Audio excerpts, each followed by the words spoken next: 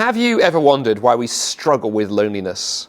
It's interesting whether it's individuals or actually society. Loneliness is a big problem. More and more people are reporting that they feel lonely, and with that they feel anxious, they feel depressed, all kinds of things. If you look at the statistics that are being gathered by psychologists and others, you can see what's interesting is in recent decades the number of people reporting that loneliness is an issue for them grows year upon year upon year upon year.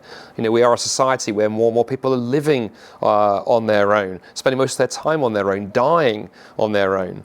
And what's fascinating when you think about loneliness, if you were asked to imagine a stereotypical lonely person, probably many of us might think of perhaps an old person living in a flat on their own. Well, do you know the greatest demographic, the biggest demographic of people reporting really feeling alone are young people aged 18 to 24.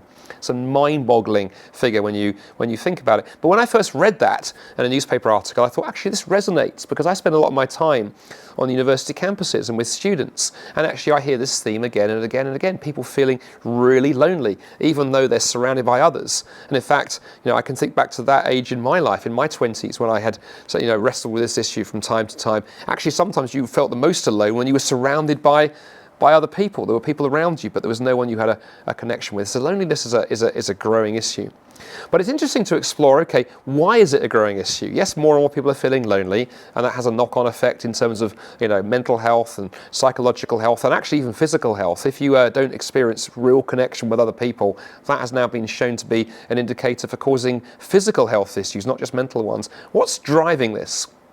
Well, I recently came across a study done by a secular psychologist and some writing she'd done on this, where one of the things that she remarked was that one of the reasons we feel lonely is we are no longer as plugged into our societies as we used to be. A generation or two ago, far more people were involved in local activities. They might be part of a sports club, or they might be, involved in some local community group, or something. There was far more involvement people had in sort of things like that in their local community. But she mentioned in that list, she said one of the most common ways that people not that long ago were plugged into something like locally was through local churches. And she argues, and this is fascinating from a secular psychologist, that as church attendance has fallen away, that is one contributing factor to that feeling of loneliness. And I found that interesting, and actually there's something in that. I'm really grateful to be part of a good local church. And, a church is a group, as a place where people who are following Jesus come to be together, to encourage one another, to support one another, and it can be incredibly comforting. But then I got myself thinking of going, well, if you push that too far, it does make church just sound like another social club. If so church works for you, do that. If not, just join the local amateur dramatics group or the Rotarians or something. Because I think that psychologist, that sociologist missed something, which is, of course, there is something bigger behind the whole church thing. And I hinted at it a moment ago. Church is where people who are trying to follow Jesus and do that faithfully come together to encourage one another. Because I attend church not because it's a great social club. Quite frankly, I can get a better cup of tea somewhere else. But I do attend it because I want to get to know the God who is the instigator of church community better. And it's that God piece is, I think, the missing piece. You see, as our society becomes increasingly secular, with that comes the idea, of course, that there is no one out there. Watching this, if you are a secular person, you may be sitting there thinking, well, no, yeah, I don't believe in anything out there. I believe everything is atoms and particles in motion. Well, then you won't begin reflecting on that. That is quite actually a frightening prospect, because it means when you are on your own, you really are on your own. There is nobody else there when you are not with others. And in fact, somebody pointed out to me recently that 100 or so years ago, when people were on their own and described that experience, the word they would often use was solitude. Because, people back then, far more people believed in God. So you might have been walking in the woods or sitting in your room on your own, but you weren't truly alone. So you had that experience of solitude, but not loneliness. In our modern age, though, the word solitude has largely fallen from the lexicon, because when we are alone, if you don't believe in God, you really are alone.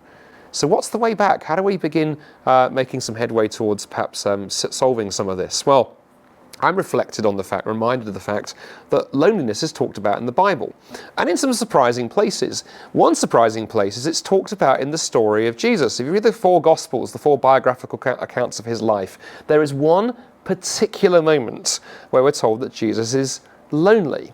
And that's when he was hanging on the cross on that first Easter, dying for the sins of the world, for my rebellion and your rebellion, my wrongdoing and your wrongdoing. Jesus, who the Bible says was not just another human being, but was the very Son of God, stepped into space and time and history, took on human flesh so that he might live the life that we should have lived and die the death we deserve to die. Well, when he took all that sin and rebellion onto himself on the cross, he experienced for the first time in eternity what it meant to be separated from God because of the sin that he was carrying. And the Gospels tell us that he cried out. He quoted the Psalms there on the cross. He cried out, my God, why have you forsaken me?" Because as he bore that sin, he was separated from God. Now, what do I take away from that? Well, I take away from that the amazing observation that Jesus allowed himself to become disconnected from God in order that he might offer us connection with God. And if we want to know what it means to not to be truly alone, a great place to start is by getting connected properly to the God who designed us for a relationship with him as well as a relationship with each other. And the path to that begins through the forgiveness that Jesus made possible. It also tells me, incidentally, if you are struggling with loneliness, in Jesus you have a God who knows what it means to experience that. We don't pray as Christians to a God who has no idea what loneliness looks like. But in Jesus you have somebody who understands our struggles, who knows what that means, but then offers out the hand of forgiveness and friendship and says, come and join the family of God. And then through that, in time, join the family of the church and begin to discover the connection that God intended.